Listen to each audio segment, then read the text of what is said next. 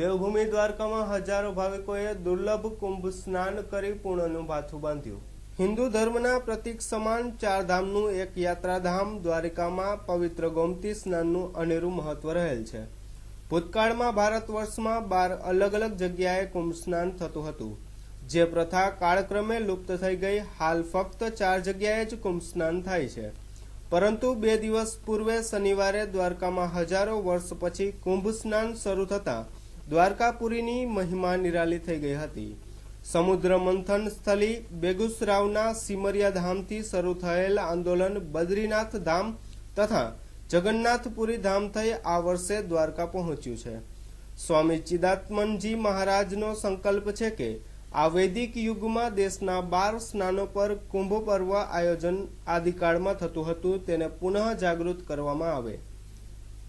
જ્યોતિષમાં કુંભ એક યોગ છે। સૂર્ય, ચંદ્રમા અને બૃહસ્પતિ એક રાશિમાં આવવાથી કુંભ યોગ બનતો હોય છે। આ વર્ષે કર્ક રાશિમાં 3 ગ્રહો આવવાથી દ્વારકાધામમાં કુંભ યોગ બન્યો છે। પવિત્ર ગોમતી નદીમાં હજારો ભાવિકોએ સ્નાન કરી પૂર્ણનું ભાથું બાંધ્યું હતું।